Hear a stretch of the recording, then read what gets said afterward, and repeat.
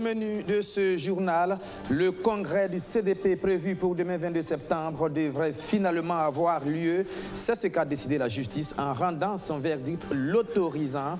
Contrairement à la plainte introduite par une faction du parti conduite par Mahamadi Kouanda, les réactions de l'avocat et du président du CDP dans ce journal.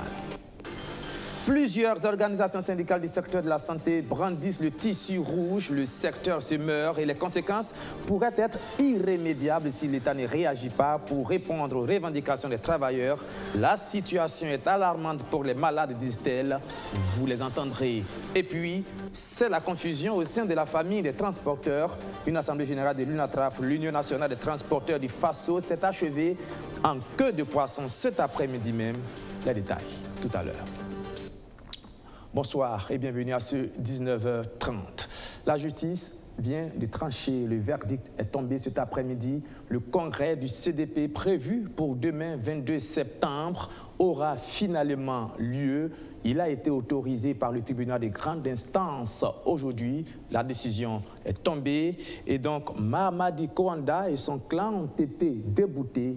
Une victoire pour le président du parti, Edi Komboyogo, qui, vous allez le voir, n'a pas caché sa joie. Archimède Boy.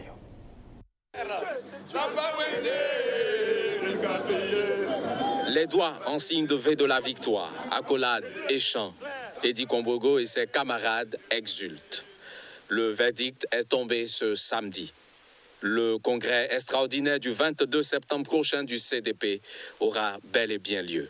Et si Dieu existe et que nous avons prié Dieu pour qu'il inspire les juristes, il a répondu à notre appel. C'est un élément de satisfaction. Nos délégations sont déjà là. Nous allons tenir le BPN ce soir, le Conseil national demain matin, et nous allons tenir le congrès demain. Et ça va se tenir. Edi Komboyogo, face au camp adverse, se veut rassembleur. Mais ils sont les bienvenus. Ils doivent faire une autocritique. Et si les instances ou les organes demandent de les reprendre et qu'ils restent disciplinés, ils sont les bienvenus. Nous ne sommes pas là pour exclure, tout au contraire. Nous sommes là pour rassembler. Mais le rassemblement se fait selon, par rapport au respect des statuts et règlements intérieurs du parti. Ce sont les documents fondamentaux que nous devons respecter. Et s'ils ne respectent pas, nous sommes obligés de sévir. Vous avez vu que depuis un certain temps, depuis le congrès ordinaire, nous avons lancé une fois un appel à ce qu'ils se calment et qu'ils reviennent. Ils ont poussé le bouchon jusqu'à aller faire des conférences de presse pour fustiger la direction, pour fustiger le président Edi Komboyogo. Je n'ai pas d'animosité personnelle contre qui que ce soit. Je souhaite qu'en tant que militant, respectueux de nos textes, soucieux de la bonne marche de notre parti, soucieux de ceux qui sont à l'extérieur, les exilés, qu'ils reviennent, qu'on travaille ensemble. Parce que c'est la vérité qui triomphe.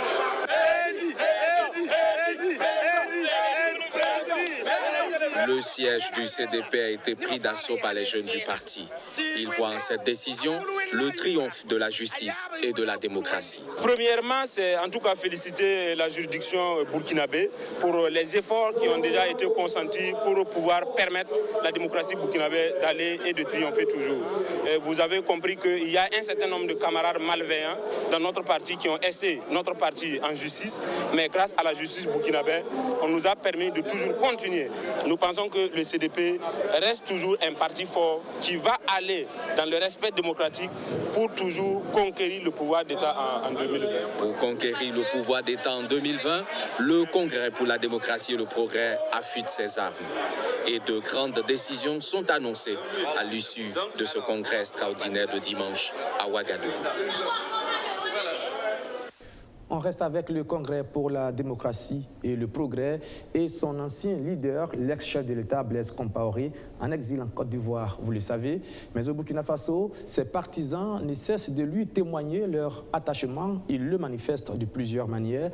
Tenez-vous, ils sont par exemple allés faire du reboisement dans l'un de ses champs ce matin. Mamounata Kaboré. Souterraine. Ce qui est dans le pot là, ça reste toujours. Après quelques conseils avisés des eaux et forêts, la plantation d'arbres peut commencer. Ces hommes et femmes de l'ancien parti au pouvoir, avec en tête le maire de la commune de Zignaré, présents sur le champ du président Blaise Compaoré, veulent mettre en terre 500 plants.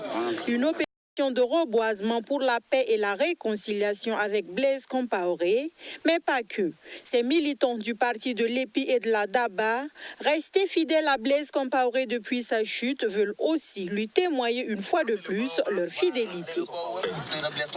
Ici, c'est le chant, le célèbre chant assez connu du président Blaise Compaoré, où il se rendait chaque année avec une bonne partie de son gouvernement et même de ses amis. C'est dire que c'est un choix symbolique, c'est un choix que nous avons voulu fort pour marquer notre loyauté, notre attachement, notre engagement pour en tout cas les valeurs et la vision que le président Blaise Compaoré défendait et qu'il défend toujours. Bien plus qu'une opération de reboisement, la politique était au rendez-vous. Ces fervents partisans de celui-là même qui aura dirigé le Burkina Faso pendant 27 ans restent convaincus. Blaise Compaoré, c'est la solution. Des voix se sont donc élevées encore pour réclamer son retour dans son Faso natal. Les gens ont peut-être voulu que le président Blaise Compaoré s'en aille. Il est parti. Mais aujourd'hui, nous voyons en tout cas ce qu'il faisait pour le pays. Même pas seulement pour son pays, mais pratiquement pour toute la sous-région. Donc nous voyons la situation est vraiment dégradée à tout point de vue. Donc aujourd'hui, nous réclamons son retour vraiment pour pouvoir, non seulement lui, et également tous les exilés politiques. C'est sur une superficie d'environ 5 hectares que les 500 plants composés de diverses espèces, notamment d'arbres fruitiers, de baobab, de caïcédra et de nimier, ont été plantés. Le secteur de la santé vit l'une de ses plus graves crises. Depuis plusieurs mois maintenant, des mouvements de grève se multiplient. Conséquence, la situation nationale sanitaire, déjà en grande difficulté, s'est davantage dégradée. La prise en charge des malades devient de plus en plus difficile. Des organisations syndicales ont donné la sonnette d'alarme. Aboudou Razak Traoré. Si le secteur de la santé est paralysé depuis des mois, c'est parce que les 6 syndicats clés du domaine manifestent chacun de son côté. Ce groupe d'organisations syndicales se démarque cependant des mots d'ordre lancés par le SYNCHA, le syndicat national des travailleurs de la santé humaine et animale. Mais n'empêche que ces syndicats des médecins, des sages-femmes, des maïoticiens et accoucheuses, des infirmiers et des administrateurs d'hôpitaux expriment leur mécontentement. Ils qualifient leur mouvement de grève partielle, une grève qui a des conséquences terribles. La santé de la population est mise vraiment à mal. Et si le gouvernement ne réagit pas, nous ne savons pas de quoi demain sera fait. Ben, les malades souffrent.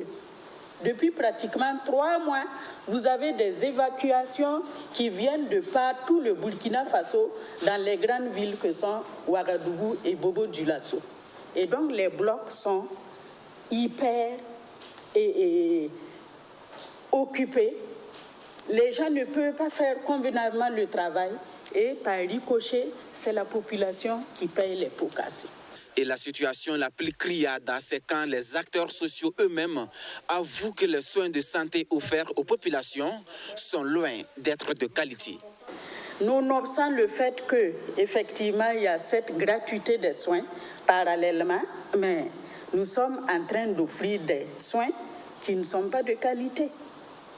Parce que justement, il n'y a pas d'équipement, il n'y a pas de matériel. Les équipements qui sont sur le terrain deviennent de plus en plus vétustes, amortis et pas remplacés du tout. Et en ce moment, même si vous avez les hommes qu'il faut, avec les compétences qu'il faut, s'il n'y a pas de matériel, ben, je regrette, mais on ne pourra pas être efficace. La situation n'a que trop duré. Il est temps que le gouvernement s'assume en rendant effective l'agence de gestion des soins primaires. Les statuts ont été adoptés depuis plus de 3 mois. Pour nommer un DG, ça coûte. Pour nommer des administrateurs, ça coûte. Pour nommer des instances, ça coûte. Mieux, on a l'impression qu'il y a des velléités de remise en cause. L'autre impératif, c'est la mise en œuvre intégrale de la fonction publique hospitalière. La mesure aura pour avantage de relancer convenablement les activités. l'État n'aura pas besoin d'un centime pour équiper les hôpitaux parce que les fabricants pourront venir eux-mêmes déposer leurs équipements comme cela se fait déjà pour une partie de la biologie où l'État peut recevoir du matériel jusqu'au réactif à 0 francs. L'autre revendication est liée à la gestion des carrières. Le reclassement d'une bonne partie des attachés de santé se fait attendre depuis 5 ans selon les conférenciers du jour.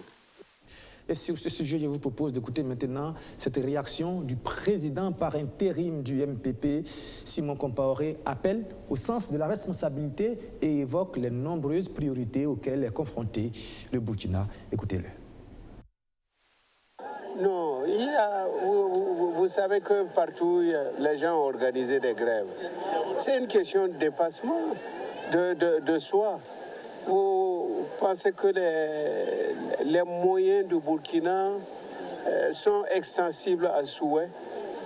Rien que la sécurité demande beaucoup de moyens financiers.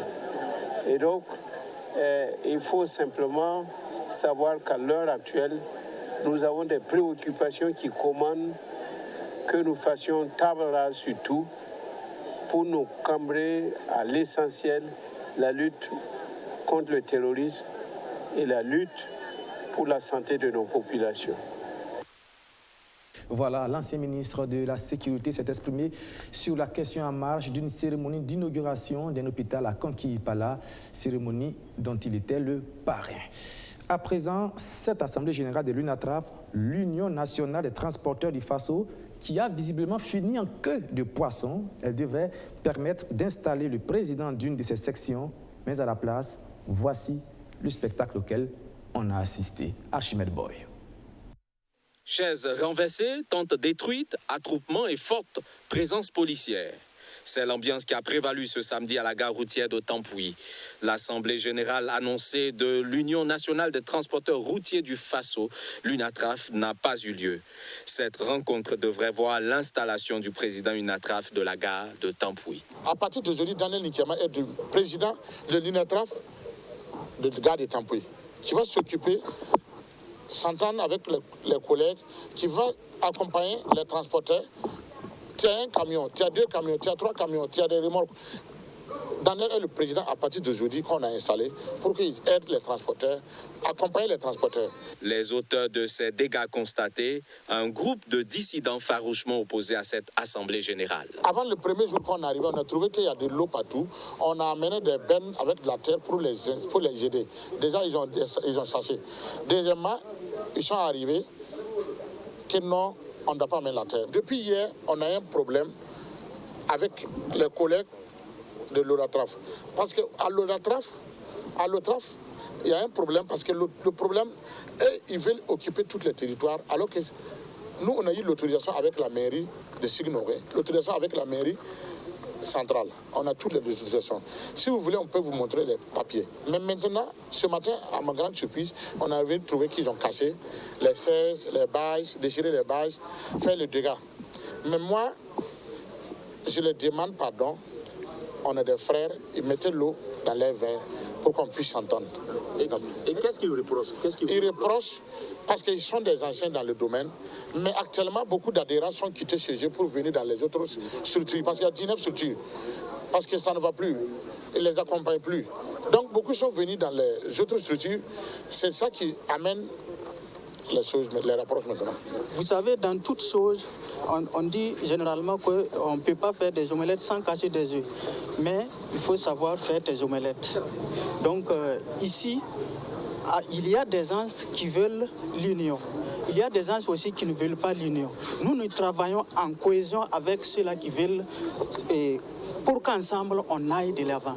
Nous voulons avancer. On n'a pas le temps pour reculer. Au regard des nombreux remous constatés dans le secteur des transports, la question que l'on pourrait se poser, la fêtière tant annoncée pourra-t-elle mettre un terme à toutes ces tensions? Ils sont nombreux, les déplacés internes qui ont fui les attaques terroristes et qui squattent les écoles dans plusieurs villes, vivant très souvent dans des conditions de précarité. eh bien, ceux de Kaya devraient voir leur situation s'améliorer. Le conseil régional du Centre-Nord s'est penché sur leur cas et un plan d'action devrait être mis en œuvre avec l'appui du PNUD dans les semaines à venir. Abdulaziz Saré, Mamounata Kaboré. Ils ont fui les conflits communautaires et les attaques terroristes. Ces déplacés internes du Centre-Nord ont choisi Kaya comme leur lieu de refuge. Depuis leur arrivée, ils logent dans des salles de classe remplies souvent de moustiques. Et ce n'est pas tout. Ils rencontrent aussi d'énormes difficultés liées au manque de soins de santé, d'eau et de vivres. Le problème que nous rencontrons est lié au manque de logement. À cela s'ajoute le manque de nourriture. Nous nous promenons souvent pour pouvoir faire les petits travaux afin d'avoir de quoi à manger. Je ne me sens pas bien aujourd'hui, c'est pourquoi je suis ici. Sinon, je serais sorti pour chercher un petit contrat. Ce calvaire fera bientôt partie du passé. Réunis en session extraordinaire, ces autorités politiques et administratives du Centre-Nord réfléchissent déjà sur la mise en place d'un programme pour une bonne prise en charge des déplacés. Cependant, pour ceux qui sont déplacés, vous savez, ils n'ont pas cultivé cette année. Donc non seulement il faut les accompagner cette année, mais aussi il faut les accompagner jusqu'à la prochaine saison, jusqu'aux prochaines récoltes. Donc il y a un travail à faire dans l'immédiat, mais il y a un travail aussi à faire à long terme. Ici, ce matin, vous avez le gouverneur, le conseil, le gouvernorat, le conseil régional, les hauts commissaires, les préfets, les maires, les directions régionales, les cadres de conseil, l'ensemble des services techniques, les OSC, et tous sont là ce matin pour que, au niveau de la région, nous puissions voir qu'est-ce que nous pouvons faire ensemble. Parce que là, il y a un besoin de concertation. Et parce que même ceux qui nous accompagnent ont besoin que nous-mêmes nous exprimions nos besoins. Donc, c'est ensemble nous voulons voir qu'est-ce qu'il faut aujourd'hui et qu'est-ce qu'il faut demain. Le programme devra comprendre entre autres le relogement des déplacés afin de libérer les salles de classe en cette période de rentrée scolaire. Pour sa mise en œuvre, les autorités du Centre-Nord pourront compter sur le soutien du système des Nations Unies. Compte tenu de l'instabilité dans certaines régions du pays, on a des déplacés, ils ont besoin de nourriture, de l'eau, d'accès à l'éducation, aux soins de santé, d'abri. Et le travail de l'UNICEF, du Haut Commissariat pour les réfugiés, du PAM et d'autres agences des Nations Unies, comme on va les voir lors de la présentation, on veut se mettre ensemble pour pouvoir vraiment offrir un paquet de services et accompagner le gouvernement à trouver des solutions pour ces populations. C'est en 2017 que la région du Centre-Nord a connu sa première attaque terroriste. Depuis cette date, la situation ne cesse de se dégrader dans la région. À ce jour, elle totalise 75 attaques, ayant engendré le déplacement de plusieurs centaines de milliers de personnes. Et toute autre chose, la concurrence entre stations radio devient de plus en plus accrue. Les chaînes privées poussent de plus en plus la radio nationale dans ses derniers retranchements, lui damant parfois le pion selon certains sondages. Qu'est-ce qui explique cette régression de la RTB Radio, désormais troisième derrière Savane FM et Omega FM à Ouagadougou? C'est ce qu'a cherché à expliquer Simplice Barreau dans son mémoire de fin de cycle de niveau 3 de l'ISTIC. Stéphanie Hien, Roméo Koïta. La mention très bien pour Simplice Barreau, journaliste à la RTB Radio pour la qualité de son document, la pertinence et l'actualité du thème traité selon le jury. Le désormais conseiller en sciences et techniques de l'information et de la communication s'est intéressé à la concurrence imposée à la RTB Radio par Savane FM et Radio Omega. La dernière étude d'audience des radios dans la région du centre place la radio nationale en troisième position derrière Radio Omega deuxième et Savane FM qui occupe la première place. Alors, qu'est-ce qui explique ce recul? Il y a d'abord la grille de programme moins attractive, les lourdeurs administratives et la faible utilisation des langues nationales dans les sessions d'information. Les personnes enquêtées durant cette étude-là ont souhaité que de plus en plus la RTB Radio traduise en langue nationale les éditions, par exemple le journal du 6h, du 7h, du 13h, du 19h, ainsi de suite. Il y a aussi le numérique auquel la RTB Radio doit s'adapter. Toutes les radios, les télévisions, même les journaux sont aujourd'hui sur les plateformes digitales.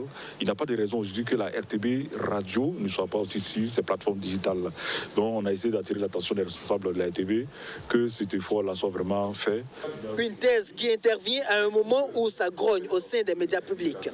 Le syndicat réclame la mise en œuvre effective de sa plateforme revendicative avec comme point saillant le passage à la société d'État. Un changement de statut qui a aussi des exigences. Le changement de statut induit de nouveaux comportements économiques. Si la RTB n'est pas performante sur le plan contenu, elle ne sera pas concurrentielle. Si elle n'est pas concurrentielle, ça veut dire que sur le plan économique, elle ne sera pas viable. C'est pour ça que nous avons trouvé que mener la réflexion à cette étape-là était une chose intéressante. C'est pour ça qu'on dit que le sujet est pertinent et d'actualité, parce que le débat est présent aujourd'hui. Cette soutenance achève une formation de 2 ans holistique pour les stagiaires de niveau 3 et les conseillers. Ils sont au nombre de 38 au titre de l'année académique 2018-2019. Après cette phase, s'ensuivra la sortie de promotion programmée sur la période du 8 au 12 octobre prochain. Si la radio Omega FM fait partie des meilleures du Burkina en termes d'audience, c'est grâce à ses travailleurs, surtout à ses correspondants présents dans toutes les provinces depuis des ans. Chaque année, ils se réunissent pour des instants de confraternité et de renforcement des capacités. La 2e édition des 48 heures du correspondant d'Omega FM a pris fin ce 21 septembre. Le compte rendu d'Abdourazak Traoré. En moins d'une décennie, elle a affirmé sa suprématie sur la centaine de radios qui émettent dans la région du centre. La radio Omega est classée 2e selon la dernière étude d'audience. Cette place, la chaîne sait qu'elle la doit à ses agents, notamment les journalistes, pour leur dévouement au travail. C'est un pan de ce dévouement qui est célébré à travers les 48 heures du correspondant. Ils sont venus des 45 provinces du pays. Oui, satisfait parce que au quotidien, c'est eux qui veulent de remonter l'information dans des conditions souvent assez difficiles. Mais c'est l'occasion ce matin de les féliciter pour l'engagement. C'était non jamais, en tout cas, eu de contact préalable avec dans ce métier. Voilà, c'est juste les bienvenus qu'on leur donne. Il est donc question de se familiariser avec la maison tout en renforçant les capacités sur les techniques et pratiques radiophoniques. L'idée séduit l'ancien correspondant de VOA au Burkina, Zoumana Wonogo est le parrain de cette édition. Il faut encourager Omega et peut-être même les autres médias à essayer de faire ça. C'est-à-dire tout le temps se donner les moyens de se regrouper en famille. Le linge sale se lave en famille, le linge propre aussi. Donc, je crois que ça fait famille et ça permet toujours d'apprendre. Quel que soit le niveau, en 48 heures, là, chacun va repartir avec quelque chose, ça c'est clair. Au cœur des 48 heures de communion, les correspondants vont partager leur expérience. Le quotidien de Moussa Ouedraogo dans le San Matenga n'a pas été aisé cette année. Il se rappelle la couverture des événements de Hirogo. Quand Omega effectivement a publié les images et puis les interviews. Donc j'ai eu pas mal de difficultés avec des gens qui m'ont appelé. Il y a des gens qui sont venus chez moi en voulant me dire ceci, cela. Vraiment pas mal de difficultés j'ai rencontrées. Là, mais je suis effectivement surmonté à ça. La 2e édition des 48 heures du correspondant de la radio Omega prend fin ce 21 septembre. Le média d'Alpha Bari, c'est un réseau de 200 correspondants nationaux et internationaux. Et pour terminer, l'ONI, l'Office national de l'identification, vient d'avoir à sa tête un nouveau président de son conseil d'administration. Cyril Sanon a été installé le 17 septembre et il a conscience des énormes défis qui l'attendent à un peu plus d'un an des élections générales de 2020. Mamounata Kaboré. Au nom de Monsieur le ministre de la Sécurité, je vous déclare installé dans les fonctions de président du conseil d'administration de l'Office national. Ainsi donc, le nouveau président du conseil d'administration de l'Office national d'identification peut commencer à travailler. Cyril Sanon hérite d'un ONI post-crise à la veille d'une année électorale. Ce commissaire divisionnaire de police est appelé à travailler à resserrer les rangs après la crise qui a secoué l'administration en 2018 et surtout à faire en sorte que tous les Burkinabés en âge de voter puissent acquérir des documents d'identification fiables. Alors cette nouvelle équipe aura la lourde tâche de faire en sorte que les Burkinabés de l'intérieur et de l'extérieur puissent avoir les documents nécessaires pour voter en 2020.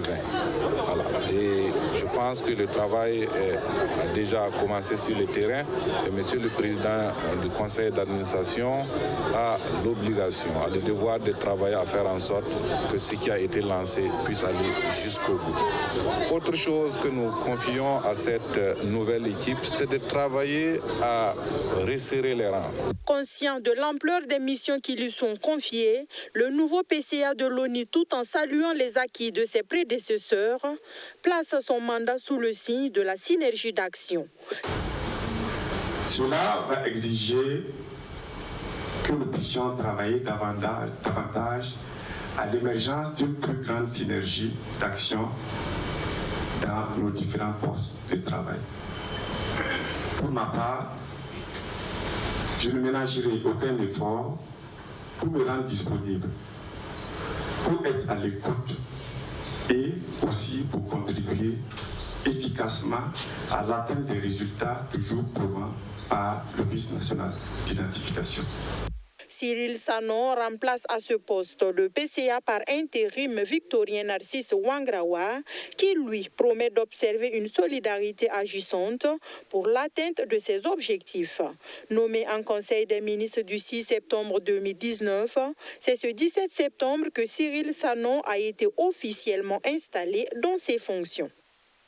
Voilà, et c'est la fin de ce journal. Merci de l'avoir suivi. Je vous donne rendez-vous demain à 19h30 pour le 7 Info, l'édition qui revient sur les temps forts qui ont marqué l'actualité de la semaine, bien sûr, avec les invités qui viendront apporter leurs analyses et leurs commentaires. Demain, 19h30.